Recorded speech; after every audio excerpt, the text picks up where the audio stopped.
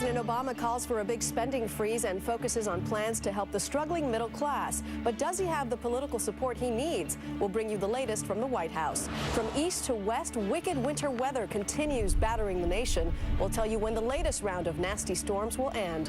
Big trouble for the family of Olympic ice skater Nancy Kerrigan. Her father is dead and her brother is accused of attacking him. We'll have the latest on the tragedy. And she was embarrassed by her newly elected father on national TV. Just in case anybody who's watching throughout the country, yes, they're both available. Former American Idol contestant Ayla Brown speaks out about that infamous night and debuts her new single early this Tuesday morning, January 26, 2010.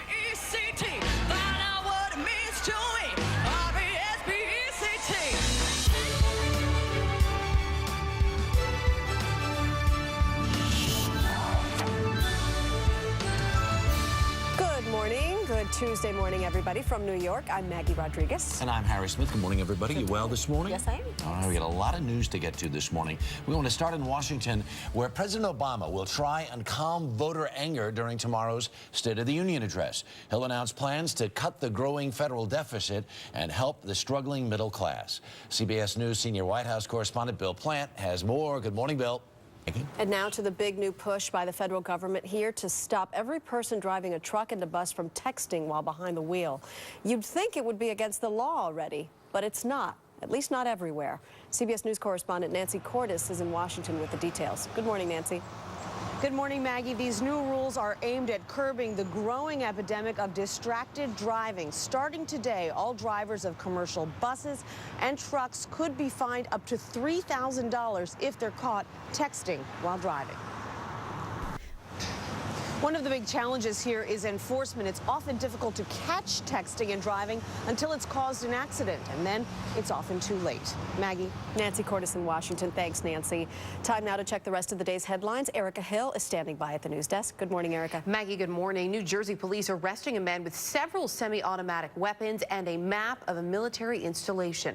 Officers were called to a convenience store in Branchburg. It happened just before 4 o'clock Monday morning.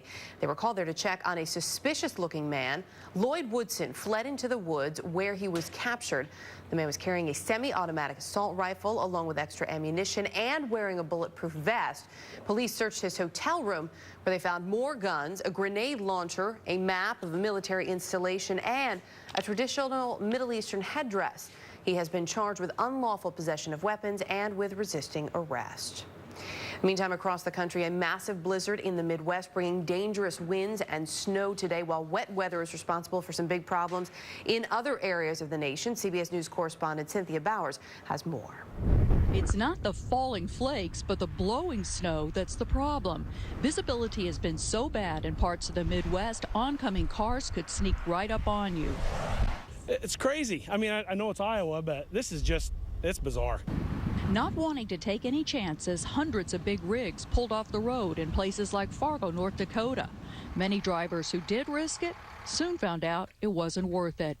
Several accidents and pileups, including a deadly one involving 40 cars, shut down a nearly 80-mile stretch of interstate in Iowa. And in the Northeast, the powerful precipitation took the form of rain, and the winds were no less fierce, bringing down trees, power lines, and poles. I'm okay. I'm just shaken up. In parts of the flood-ravaged southeast, raging rivers are starting to recede, but not before taking some of the roadways with them. And in California, they're still dealing with the aftermath of last week's monster storm. Tons of debris are washing ashore. And in San Francisco, crews fighting erosion from the storm are drilling huge 50-foot nails into a hillside, making the story of this winter a true cliffhanger. Cynthia Bowers, CBS News, Chicago. Plenty of cleanup going on today. Dave Price is back with us with our first check of the weather this morning, and people are going to be busy this morning in those areas. All across the country, in fact. Here's where we're going to be.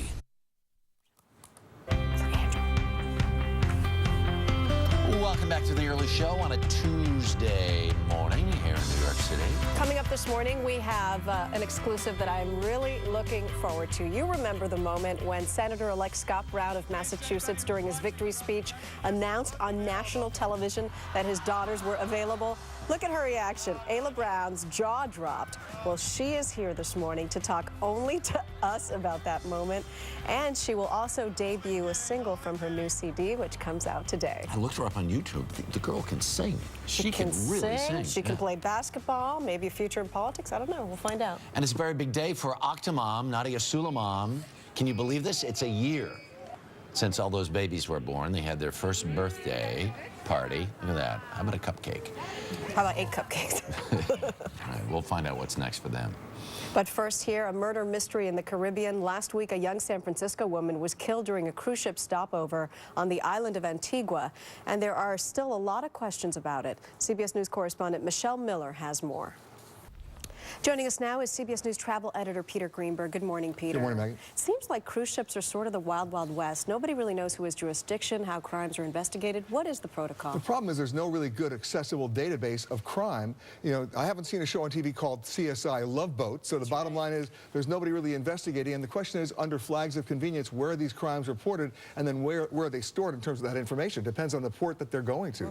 So it's a little crazy. How common are cases like the one that we just heard of, where an American on vacation becomes a victim outside the U.S.? Murder's not that common. Assaults and rapes, that's the issue.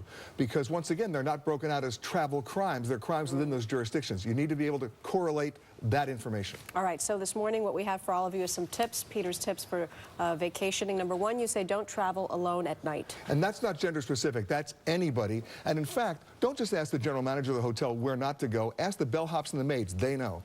Keep your passport in the hotel safe and carry a copy. Why? Always carry a copy. You don't want to lose that under any circumstances. Don't carry large purses with straps or handles. So that makes sense because people can easily yank They those. yank them all the time, and it calls attention to yourself. Less is more. You don't have to pack everything since 1947 in your bag. Less is more. So what do you recommend? Where do you carry your money? Basically, you know, the people have those fanny packs. They get ripped off too. Just ATM card, minimal amount of cash, and if you want, they sell little money belts, but I mean, let's not get too crazy. Just common sense. All right, another one that I like. Ask a hotel staffer to escort you to your room. Yeah, ask a uniformed hotel staffer to escort you because, by the way, these are the push-in crimes that are really scary. You walk down the hall, someone follows you, they wait for you to fumble to get your card key, and as you put your key inside that slot, they come up behind you and push you and the key and the door in. Next thing you know, you're alone in your room, and who are you going to call? That's where the problem happens. A uniformed staffer to escort you, and make sure that the door in your hotel has a peephole that you can actually look out. So even if you don't see anybody right next to you as you're walking to your room, you say that a common thing is to run from down the hall and push No, you in? don't run. At the desk, when you check in, when you come back to the hotel, just say, hey, can somebody escort me to the room? Right, because what I'm saying is even if you're walking down the hall and you don't see anyone immediately next to you, these criminals are running from down the hall as soon as they see you put your key in. And the force of that push-in, now you're alone in the room. Don't do it. All right, thank you so much, Peter Greenberg. Now let's go back to Dave. He's got another check of the weather. Dave? Any desire to see it whatsoever?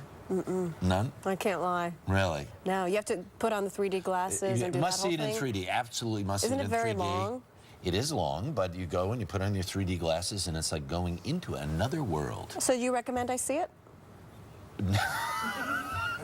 That's a different question altogether. Answer the question. Don't bother. Up next. Plenty of people have seen it. Yeah. Welcome back to the Early Show. We haven't heard a lot lately about Nadia Suleiman, better known as Octomom. But this is a big day for her and her family, as CBS News correspondent Sandra Hughes reports. Well, it is also a big day. I know, right? Yeah. It's also a big day for Ayla Brown. You guys know her? Yes. Speaking of the Octomom? No. Speaking of a big day. I'm trying to understand that. Here's the transition. I don't think they could be more opposite. It's a big day for the Octomom because her 8 babies turn 1. Right. And it's also a big day for Ayla Brown because her CD comes out. Hey. And she's here.